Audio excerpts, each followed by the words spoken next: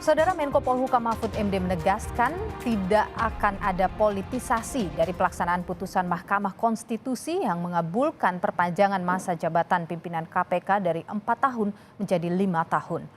Mahfud menyebut pemerintah masih mempelajari putusan MK itu dan mencari opsi terbaik. Mahfud menjabarkan ada sejumlah kemungkinan bisa jadi berlaku lebih cepat atau berlaku surut atau berlaku di masa kepemimpinan berikutnya. Mahfud memastikan apapun keputusan soal penerapan putusan MK itu tidak ada kepentingan politik di dalamnya.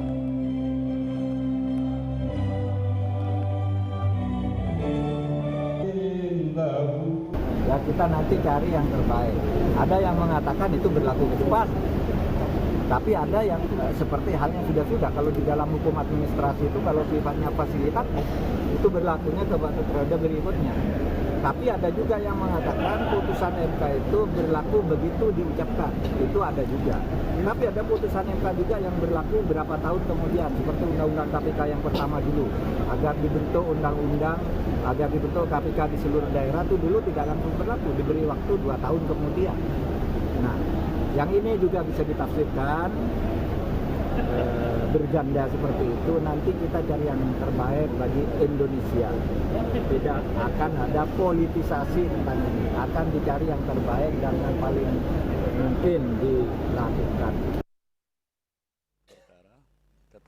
Mahkamah Konstitusi telah memutuskan mengubah masa jabatan pimpinan KPK dari 4 tahun menjadi 5 tahun. Dalam putusannya, MK menilai masa jabatan pimpinan KPK selama 4 tahun bersifat diskriminatif dan tidak adil jika dibandingkan dengan komisi serta lembaga independen lain yang memiliki masa jabatan 5 tahun. Sehingga sekali lagi Presiden pun harus segera mengubah keputusan Presiden terkait dengan masa jabatan pimpinan KPK yang telah berubah.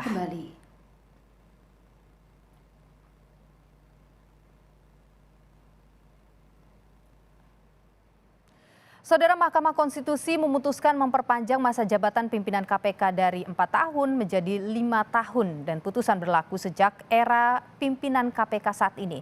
Apa dampak hukumnya terhadap masa jabatan 5 pimpinan KPK saat ini? Kita bahas, saudara, bersama dengan Bivitri Susanti, pengamat hukum tata negara yang sekaligus adalah pengajar STH Indonesia Jentera, dan juga ada Rumadi Ahmad, tenaga ahli utama KSP. Saya ingin ke Mbak Bivitri dulu. Jadi kalau Anda menilai putusan MK ini, apa yang perlu dikritisi? Yang pasti argumennya ya. Jadi kita harus perhatikan paling tidak ada 2 hal yang bisa kita lihat. Yang pertama adalah argumen tentang bahkan mengapa ini sampai dikabulkan, dianggapnya ini adalah sebagai suatu pertanyaan konstitusional.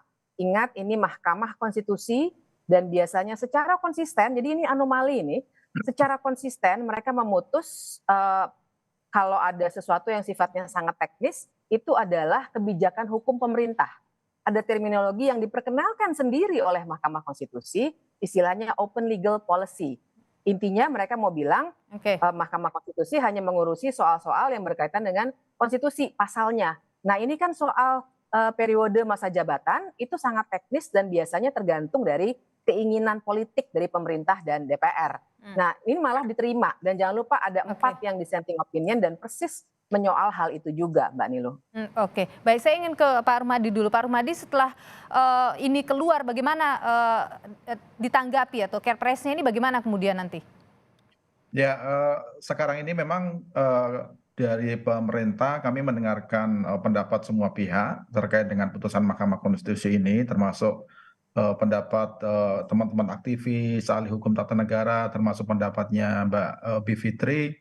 Kami amati betul dan kami mencoba untuk melihat bagaimana sih respon masyarakat terhadap putusan Mahkamah Konstitusi ini. Tentu pemerintah tidak bisa menyimpangi dari apa yang sudah diputuskan oleh Mahkamah Konstitusi, dan kami sebagai eksekutif tidak bisa lain kecuali kami harus tunduk melaksanakan putusan Mahkamah Konstitusi. Nah, nanti langkahnya seperti apa, itu yang nanti dalam waktu dekat pasti pemerintah akan mengambil sikap, termasuk apa yang disampaikan oleh Pak Menko Polhukam, seperti yang tadi disampaikan di dalam awal wawancara ini, itu juga menjadi bagian dari pertimbangan kami. Tapi Oke. memang jauh sebelum adanya putusan Mahkamah Konstitusi ini, sebenarnya pemerintah seperti yang juga disampaikan oleh Pak Mensesnek beberapa waktu yang lalu, sebenarnya pemerintah sudah dalam posisi untuk bersiap-siap membentuk pansel untuk melakukan persiapan merekrut pimpinan KPK untuk periode yang akan datang. Tapi beberapa hari kemudian tiba-tiba ada putusan seperti ini, dan itu mau tidak mau pemerintah harus hormat dan tunduk apa yang diputuskan oleh Mahkamah Konstitusi. Terkejut juga begitu dengan putusan ini? Ya agak kaget sebentar, karena kami juga mengikuti sebenarnya apa yang digugat oleh Pak Nurul Gufron, Wakil Ketua KPK ini di Mahkamah Konstitusi, dan kami juga bersiap-siap nanti putusan Mahkamah Konstitusi seperti apa. Tapi memang Mahkamah Konstitusi sudah mengambil keputusan seperti itu, ya meskipun agak kaget, tetapi pemerintah tidak punya pilihan lain kecuali memang harus taat dan tunduk pada putusan. Oke, jadi mengikut saja begitu? Ya mau tidak mau, karena itu merupakan mekanisme hukum ketatanegaraan yang sudah kita sepakati bersama. Gitu. Oke, saya ingin ke Mbak Bivitri dulu. Jadi kalau melihat apa yang diputuskan oleh Mahkamah Konstitusi ini, Anda melihat ada urgensinya begitu untuk memperpanjang masa jabatan pimpinan KPK, Mbak? Urgensi jelas tidak ada menurut saya. Apalagi kita harus ingat pimpinan KPK yang sekarang itu sangat-sangat bermasalah. Ini saya katakan berdasarkan rekam jejak nyata ya, bukan bukan tuduhan belaka, tapi kita tahu bahkan kasus terakhir itu Ketua KPK sendiri sedang dipermasalahkan secara etik karena membocorkan dokumen penyidikan dalam kasus Kementerian SDM. Tapi sebelum itu juga ada kasus helikopter, jangan lupa ada satu bagian lagi di mana satu orang sudah mengundurkan diri. Tapi Mbak Niluh, yang lebih penting buat saya adalah pemerintah tentu saja harus berbicara normatif bahwa putusan MK harus dilaksanakan. Tapi sebenarnya putusan MK ini masih menyisakan persoalan.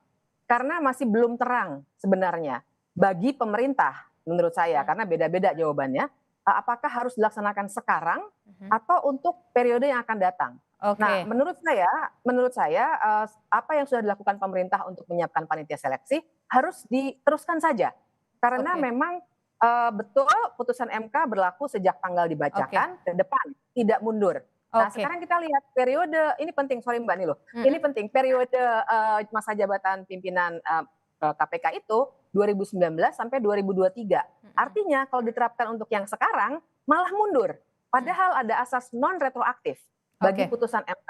Jadi harusnya untuk yang 2023 sampai dengan 2028. Oke, baik. Pak Rumadi, ini berarti akan, karena Anda menyebut bahwa tadi mungkin tadinya udah menyiapkan, kemudian tidak udah menyiapkan untuk seleksi, tidak jadi begitu. Artinya ini akan diberlakukan di masa jabatan Firly Bahuri nih, Ketua KPK sekarang? Itu salah satu kemungkinan, dan itu kemungkinan terbesar yang akan diambil pemerintah, meskipun nanti finalnya kan tentu saja. Berarti berlaku mundur begitu ya kalau disebut Mbak Fitri tadi? Bukan berlaku mundur ya, tetapi mau tidak mau kalau berlaku surut maksudnya? Putusan KPK itu berlaku untuk sekarang Mbak Niluh keliru memahami. Berlakunya itu nggak mundur justru kalau misalnya berlaku ke depan. Jadi berlaku sekarang begitu ya putusan itu ya Pak Rumadi ya, dan seterusnya. Berlaku sekarang, dan konsekuensinya kan mau tidak mau kalau itu diberlakukan sekarang, maka keputusan presiden terkait dengan masa jabatan kepemimpinan KPK sekarang ini mau tidak mau harus ada revisi. Jadi ada revisi mengenai masa jabatan dari kepemimpinan KPK yang periode sekarang. Itu konsekuensinya ya. Konsekuensi mau tidak mau kalau putusan KPK berlaku sekarang, maka keputusan presiden terkait dengan pimpinan KPK akan diperbaiki, dan sikap pastinya nanti akan ke situ kalau pemerintah mengambil sikap. Tapi potensi terbesarnya Ketua KPK sekarang dan Ketua KPK sekarang ya, Firly CS ini akan menambah 1 tahun lagi 2024 jabatannya. Itu konsekuensinya begitu Mbak, mau tidak mau begitu. Jadi akan berlaku 1 tahun lagi. Berarti kalau tadi Mbak Bivitri mengatakan harusnya untuk seleksi ya dilanjutkan aja, tidak bisa dilanjutkan ya Pak Rumadi ya? Ya, Harusnya kalau seperti misalnya dilanjutkan diperpanjang untuk kan tahun tentu depan saja ini. tidak bisa dilakukan sekarang kan. Kalau Mm-mm. misalnya diperpanjang sampai tahun Desember 2024, tentu nanti panselnya baru dilanjutkan nanti setelah 6 bulan sebelum Oke, masa jabatan itu habis begitu. baik. Ini berlaku mulai sekarang, Mbak Bivitri. Jadi di Iya, kepemimpinan KPK sekarang.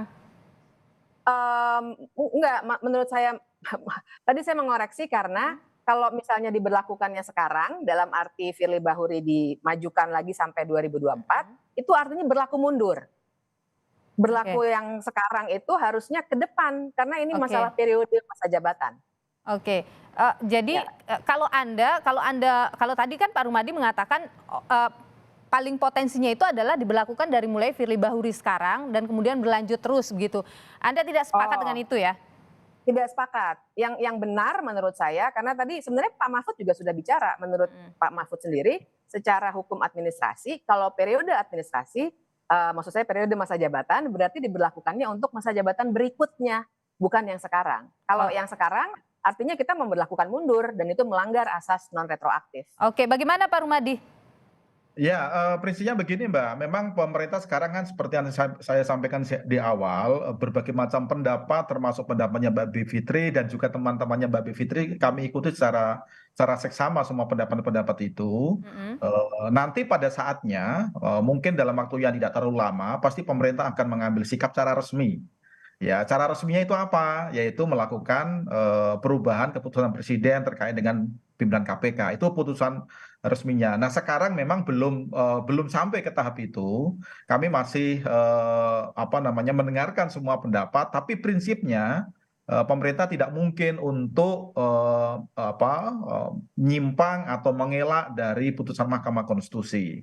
Itu prinsipnya karena ya soal kita tidak suka dengan apa namanya pimpinan KPK sekarang ini, tetapi kalau misalnya putusan hukumnya sudah seperti itu ya mau tidak mau meskipun pahit harus kita telan gitu. Mhm. Mbak Bivitri, ketika misalnya ini benar diperpanjang masa jabatan dari Firly Bahuri dan kawan-kawan begitu di pimpinan KPK, menurut Anda apa yang bisa terjadi? Ya, yang pertama pasti itu melanggar putusan Mahkamah Konstitusi ya, dan artinya bisa dipermasalahkan lagi secara hukum. Tapi yang bisa terjadi kemudian adalah saya khawatir KPK juga jadinya akan melanjutkan cara beroperasi seperti yang sekarang, di mana kelihatan sekali ada upaya untuk mempolitisasi KPK Oke. ya untuk beberapa kasus. Kita harus peka juga bahwa sebentar lagi kita akan pemilu dan sudah kelihatan beberapa kasus yang kelihatannya dipaksakan. Dan itu tadi ada catatan yang luar biasa parah ya sampai pimpinan KPK membocorkan rahasia penyidikan, Oke. dokumen penyidikan itu juga harus diperhatikan dan kalau diperpanjang pimpinan KPK yang perilakunya seperti ini, saya khawatir sekali KPK akan betul-betul rusak dan akibatnya pemberantasan korupsi akan rusak betul, tambah parah di negara ini. Mhm. Pak Rumadi, jadi di putusan MK ini kan ada dissenting opinion juga ya dari beberapa hakim MK begitu, tidak Ya. sependapat dengan perpanjangan ini. Apakah itu kemudian nanti akan dipertimbangkan juga? Mbak, kalau meskipun ada dissenting opinion, misalnya ada 4 orang yang dissenting opinion segala macam, tetapi yang kita lihat kan putusan akhirnya seperti apa. Dan dalam banyak kasus putusan-putusan Mahkamah Konstitusi juga banyak yang dissenting opinion, tapi untuk melaksanakan putusan KPK itu tentu yang kita lihat bukan dissenting opinionnya, tapi Oke. putusan akhirnya seperti apa. Gitu. Oke, baik Pak Rumadi Ahmad, tenaga ahli utama KSP, dan juga Ibu Bivitri, terima kasih sudah berbagi pandangan di Kompas Petang. Sehat selalu. Terima kasih, Mbak.